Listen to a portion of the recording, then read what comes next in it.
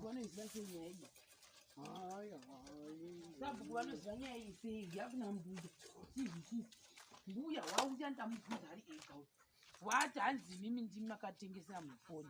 Makatenga hanzi ndimakampa moka. Inhema. Inhema udini. Inhema udini. Baba makabuda daimo. Kona mbobya njidini adambona ndiyababa munakavya nefona apa. Kuramba uyu. Kuramba chi. Siva munhu uye. Mukaenda mose chinembiri. Namwe na chinembiri. Munhu uyeye. Vanomuziva vanongoramba. Mai ndambe na chinembiri ni. Mukabhane nefoni. Anambo chezira munhu apa inoti kwa ifoni parota. Popota usiku. Mado inja. Wakati kwa. Chembra ndambe na chinembiri kana. Kana ndoramba chi. Kwai ndoperekeza. Baba kero vakanitengesera. Ndiani. Mai uyu kana ngiroyo. Jebo kwa makwari uyo. Saka ndio akakutengesera usiku. Kwa imamu zipo. Amuna muona hapa, amuna kumuona hapa. Anazikapa hapa. Ngajira baba kwa Mairu wari. Mairu watanza chizivi. Usiku. Mairu waenda kumvura tanzi mindi makaita madini. Iwo isusu foni isatidi pano. Inapo mari ya Mbuya na sekuridzoki. Ndoza ndingakokwasa kudza BaRuva. Nokuti iwo ungati iwe jebhuye pano. Iwo waifana kutesta phone. Wadi kutesta phone. Zinoita zoti kwale kwati mari mangotenga phone. Zozote mungoda kuti kwa ndini, zozote kwa ndini. Ine maudino, eto uzane kuti munoita naro. Ato uzane kuti wamuita naro mi. Asiwa unakubvana jebhu ire kuti auye kuneve. Jebhu jaira kana naye apa jebhu. Akatodana apa. Akadana kandotengesa zvefoni. Jebhu akangodanidzira chindotengesa. Ndinoda kuzwa kuti akazotanga kuti pano mushapa ndiwa foni ndiyani.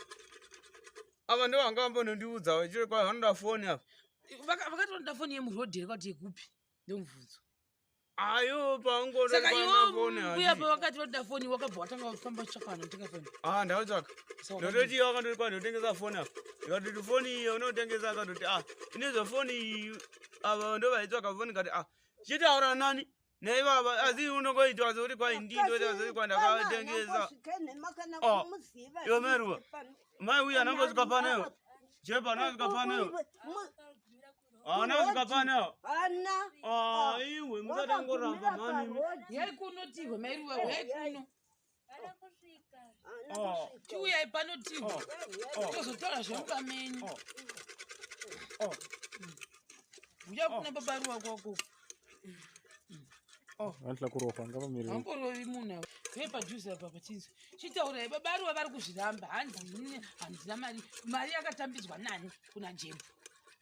Ana nomboro ngona. Iva mnakona asi ivi BaRuva hamusi makapa Jebhu mari here. Munhu akasisa ndi baba. Mbuya hanzi ndimakasisa mari. Hapa Meru irukaparipo. Vanondiparira usiku. Wakambosvika pano. Anosvika. Takambomupa mari kana kumuziva mukaperekedzana mukaendeko. Chokwadi.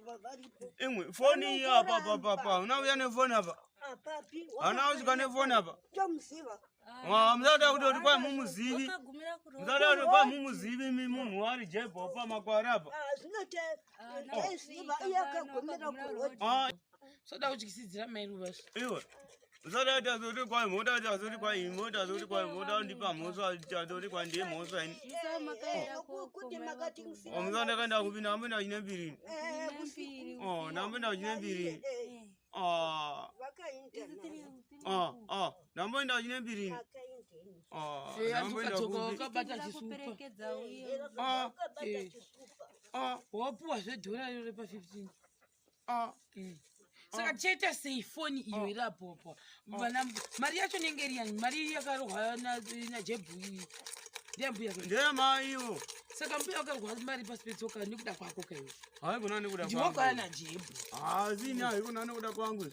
Saka solution ndei sakuda kuzwa solution. Ndiye baba vaite kwanoda foni. Ndo vaida. Saka poitwa sei foni haishandi, mari yakaenda kuna Jebhu. Harigambosvika kuna Jebhu kwacho nefoni yacho. Wodi, isura mari yedu pano isi. Nokuti haisi foni zve.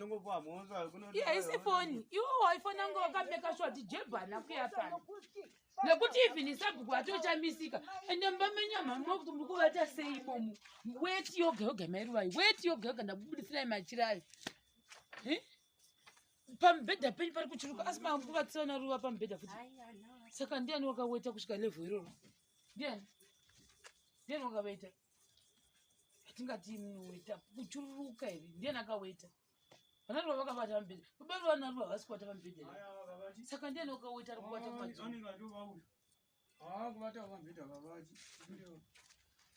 Nokuti isusu shamwari tikuda mari yambuya pano. Ozviwa. Zvekuti muchaita sei pano panofanira kudzoka mari yambuya wazviwa here?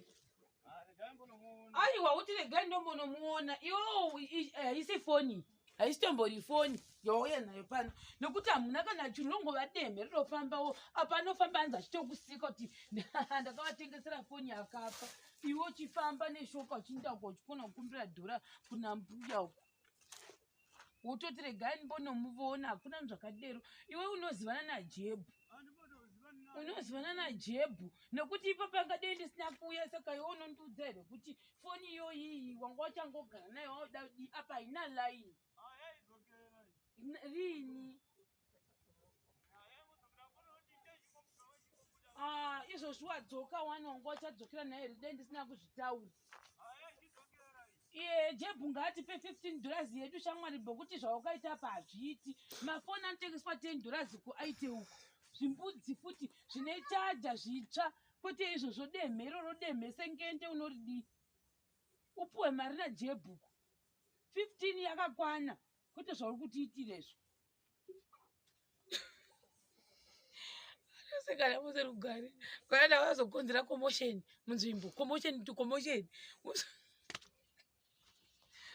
takatangobika tabva kaida kungobika apa tingosorofa chete kusvika mangwana tingosorofa dzimwe kusvika mangwana mazuva matatu angu ari panapa kana 3 handifanira kupfuura 5 days akawandisa ndikaimbosiyanisa zvinhu muorder muona ngotsuduguka kwandikaiti zokuti vana kuti vanhu ava vanenge vachitoti panapa pane mari ndozvavari kutofunga vanakagwejenurikwa vesa saka chakationa kuti madhoa asiyanyatsokuswa zvihuri here nemakii ndozvezvimwe zvinhu zvandiri kufanira kuti ndisiye ndameka sure because ndikutombofunga kuti pamwe naJebhu kuti waziva kuti mbuya ndafonika pamwe ana mai vando vaitaurira nashamwari dzavo nemaikeke kuti mbuya vanda kutenga foni nyaya yakwakusvika kuna naJebhu vanaJebhu vakati ndotengesa foni achiuya pano nokuti information haingangosviki pasina munhu wadi wataura kana kulikisa something saka mozviona tirega tisiye taisa zvinhu muorder ndikasarohwawo amen kuda ndini chandorohwa